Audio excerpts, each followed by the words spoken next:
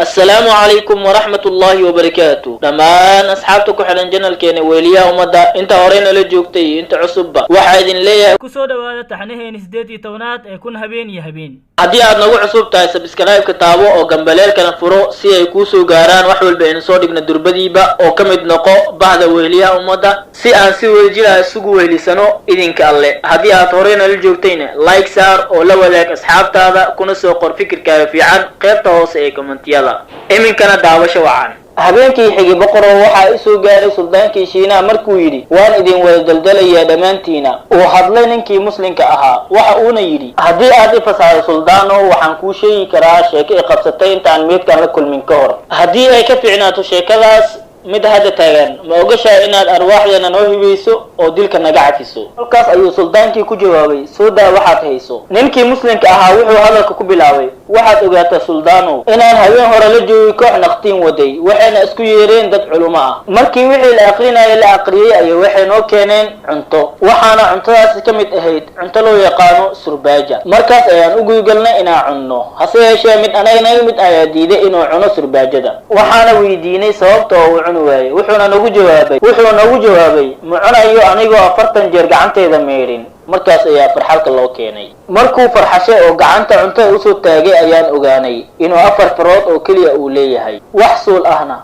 uusan ku oolin. kolkaas ayaynu weydiinay war maxaa suulash kaga dhacay. wuxuu noogu jawaabay suulka midig oo keliya mali iyo dhammaan suulash ayaan la ahay xitaa kuwa lugaha. waan la yaabnay waxaanu weydiinay warniyo maxay tahay qisadaada iyo suul la'aantan. wuxuu ugu jawaabay aniga aabahay wuxuu ka mid ahaa tujaarta ugu lacagta badan magaaladeena laakiin wuxuu lahaa caado xun taasoo ahayd inuu qamro cabo. maalintii dambe ayuu aabahay geeriyooday waana soo aasay balse maalintii dambe ayaan waxaa ogaaday inuusan wax hanti ahba nooga tagin. aad ayaan ugu murugooday dhimashadiisa waxaana tacsidiisa fadhinay maalmo ilaa maalintii dambe aan furay dukaankii uu lahaa. waxa uuna ahaa mid haawanayo oo deymo badan lagu leeyahay. dukaankii boorka ayaan ka jafay ganacsi yar ayaan ka bilaaway si aan deyntii aabahay lagu lahaa aan u gudo. waxaan habeen iyo maalin shaqeeyaba waan ku guulaystay inaan gudo deemihii aabahayga lagu lahaa. maalintii dambe anigoo dukaanka iska dhex fadhiyo ayaa waxaan arkay gabar aad u qurux badan taasoo aan weligii horey u arkin. gabadhii waxa ay wadatay wax kasta oo laisku qurxiyo waxa ayna saarneed baqal waxaana hor socday adoon sidoo kale waxaa gidaasheeda socday adoon kale. baqashii waxay istaagtay suuqa bartankiisa gabadhiina way kasoo degtay. waxa ay isha la wada raacday dukaamadii suuqa waxayna ogaatay in dukaankeyga uu fiican yahay badeecada taala awgeed. kolkaas ayay dhankeyga usoo jihaysatay oo dukaankeyga soo aaday. marka ay dukaanka soo gashay ayay islaamtay markiiba waxaan dareemay quruxda codkeeda waxayna iska furtay xijaabka ay wadatay. yaa allah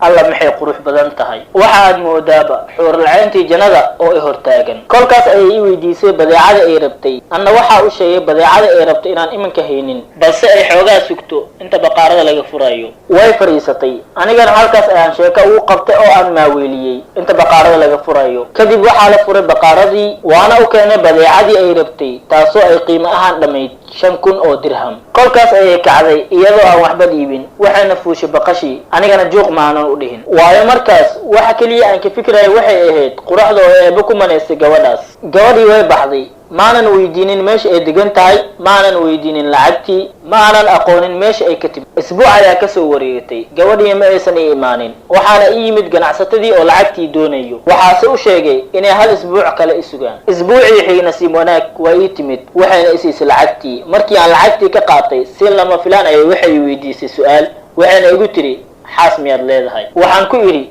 maya xaas ma lihi. ilan ayaa markaa iga soo daadatay. waxay igu tiri maxaa kuu dhacay oo aad la ooynaysaa. waxaan ku idhi dhacdo igu soo dhacday awgeed ayaan la ooyey laakiin xaqiiqada waxay ahayd jaceylka aan u qabay ayaan la ilmeeyey. markaas ayaa mid ka mid ah khaadimkeeda lacag siiyey waxaana ka codsaday inuun iska kay keeno oona dhex galo. khaadimkii ayaa igu qoslay wuxuuna igu yidhi weli wax ma fahmin miya gabadha way ka heshay badeecadaadina wax dambaysan ka lahayn ee waxay u iibsanaysay si adiga uun ku aragto oo ku timaado si caadi ah dantaada ugala hadal. kolkaas ayaan dukaankii ku soo laabtay iyadana way arkaysay markaan khaadimkii lacagta siinayay. waxaan ku idhi khaadimkaaga ayaan fariin kugu reebay. iyadana waxay igu tiri khaadimka fariinta uu isoo gaarsiin doonaaye adigu sameey waxa uu ku yidhi wayna iga tagtay. waxaan sugaba oo dukaankayga iska dhex fadhiyo. maalinkii dambe ayaa waxaa yimid qaadimkeedii. kolkaasi ayaan sharfay oon soo dhaweeyey, waxaana ka wareystay xaalkeedii, balse wuxuu ii sheegay inay xanuunsanayso gabadhii. wuxuu igu jawaabay gabadhan waxaa soo korisay xaaska boqorka magaalada, waxayna ka mid tahay jaariyadaheeda mid ay ugu jeceshahay. baryahan dambe gabadha waxa ay jeclaatay banaanka inay xoogaa usoo baxdo. markii horena waxa ay ahayd midaan gurigii kasoo bixin oo aan banaanka loo ogolayn.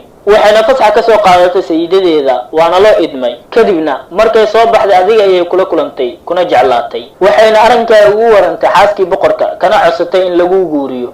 waxayna xaaskii boqorka ugu jawaabtay hala ii keeno ninka, haddii uu yahay mid kuu qalmo waan kuu guurinayaa, balse haddii uu noqdo midaan kuu qalmin laguma guurinayo. hadda aniga waxaan kuu yimid si aan si qarsooyo aan kuu geliyo qasriga boqorka, si aad xaaska boqorka kula kulantid. laakiin mid ogow, haddii ay ilaalada boqorka ay ogaadaan arrintaas way ku dhammaatay, meesha ayaa lagugu dilayaa. haddii aad ka gudubto xaaska boqorka ayaad la kulmaysaa, gabadhaasna waa lagu guurinayaa. markaa maxaa ka tiri arrinkaas? waxaan ugu jawaabay waan ku raacayaa, wixii dhacayo ha dhacaan, nafteyda waan ku qamaarayaa. haddii ay sidaa ay tahay caawa masjidka hebel la yidhaahdo tag, meesha seexo, aniga ayaan kugu imaanayo. sidii ayaan yeelay, masaajidkii ayaan tagay, cishihii markaan dugtay kadibna waan seexday. markii xilligii saxuurta la gaaray ayaa waxaa ii yimid labadii qaadim oo wada sanduuq weyn iyo alaab kale. waxayna igu qaadeen sanduuqii, waxaana is arkay anigoo dhex jooga gurigii boqorka. kadib waxaan meeshii ku arkay gabadhii. markii ay aragtay ayaa hab isiisay oo i dhunkatay, cabaarna ila sheekaysatay. waxayna iisii gudbisay beerta qasriga, halkaas aan kula kulmay jaariyadihii qasriga. waxyar kadib waxaa noo soo gashay xaaskii boqorka oo aad moodid wixii dahab magaalada yaalay inay ku libisan tahay. markaas ayay jaariyadihii kala tageen, anigana boqoradii ayaan salaamay. waxay igu tiri fariiso, waxayna igu bilaawday su-aalo iyadoo ay weydiinayso xaalka iyo qofkaan ahay. markii aan muddo sheekaysanayna waxay igu tiri nala joog muddo 10 maalmood ah intaan ka xalinayno arrinkiina, waana aqbalay. kadib boqoradii waxay la hadashay boqorkii oo arrinkeygii ka dhammaysay. waxaana lagu balmay inaan noola dhigo aroos aan caadi ahayn. waxaana noqday mid aad u faraxsan, waxaana sugi la'aa intuu arooska ka dhacayo ilaa laga gaaray maalinkii dambe oo arooska dhacay. markii arooskii uu dhacay oo habeenkii la gaaray ayaa waxaa la ii keenay miis oo saaran yihiin cunto nooc waliba ah.